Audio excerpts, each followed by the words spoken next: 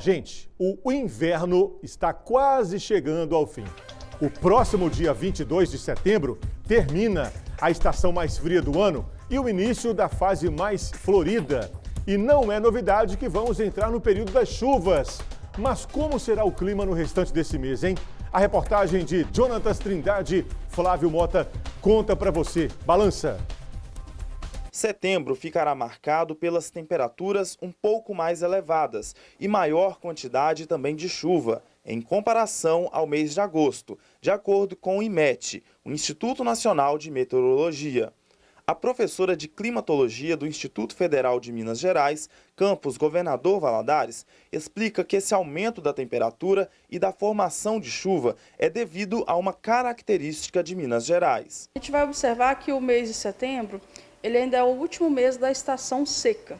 Aqui na nossa região, na verdade em toda Minas Gerais, nós costumamos ter 6 meses chuvosos e 6 meses secos.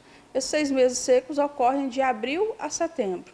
Então, para setembro, no geral, ainda é aguardado volumes de chuva pequenos. Para a estação seca, são volumes mais consideráveis, né? Mas ainda são pequenos diante aí, de quão seco está o ar, tão seco está a umidade, né, dos últimos meses. E a previsão, né, é de que essas chuvas elas aconteçam dentro da média prevista. Para se ter um exemplo, para Governador Valadares, essa média prevista é de 34 milímetros. Então, a tendência é de que ocorra dentro dessa média. Outra característica deste mês é a umidade relativa do ar, que tende a estar mais baixa, principalmente durante a tarde. A gente observa que setembro, né, nós estamos aí voltando a ter umidade baixa. Essa umidade está ficando durante a tarde em torno de 30%, né, em alguns municípios da região. Então, isso ainda vamos dizer assim, um perigo, né, no que diz sentido tanto ao meio ambiente como à saúde humana.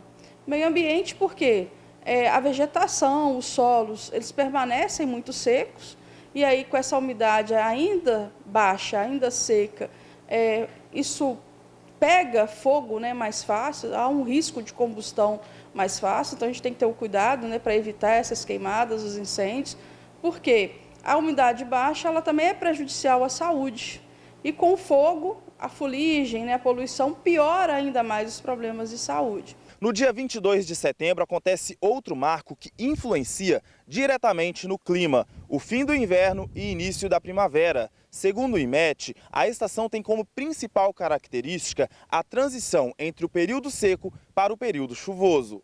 A primavera, assim como o outono, né, são considerados estações de transição de uma estação, né, no caso da primavera, do inverno para o verão. O nosso inverno é o ápice do período seco e o nosso verão é o ápice do período chuvoso. Então, setembro está nesse intermédio de transição do seco para o chuvoso. Lembrando que é principalmente a partir de outubro, quando realmente se inicia essa estação chuvosa, que nós vamos começar a ter volumes de chuva realmente mais elevados. Outra mudança, segundo a professora, é o aumento gradativo na primavera da umidade relativa do ar. A gente começa a ter a presença de massas de ar mais úmidas e, consequentemente, a gente pode fazer essa relação. Mais chuva, mais umidade, o que é benéfico, né, principalmente aí ao meio ambiente e à saúde humana. Algo que é comum na primavera é o aumento das temperaturas. No mês de setembro, a gente vai ver que durante o dia, à tarde principalmente, quando a gente tem as temperaturas máximas, essas temperaturas elas tendem em alguns locais, né, algumas cidades aqui da região, ficar em 30, 32 graus, né, que é uma temperatura até alta, pensando que ainda se está no inverno, né?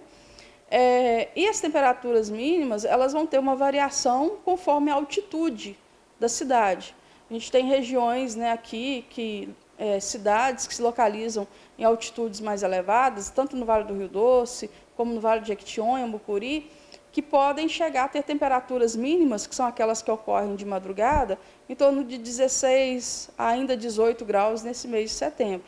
Nas cidades um pouco mais elevadas, isso pode ficar em torno de 18, 20 graus. Então, a gente ainda tem né, aquele efeito cebola, né, que algumas pessoas saem de casa de madrugada sentindo frio, mas ao longo do dia vai tirando, né, a blusa porque começa a sentir calor.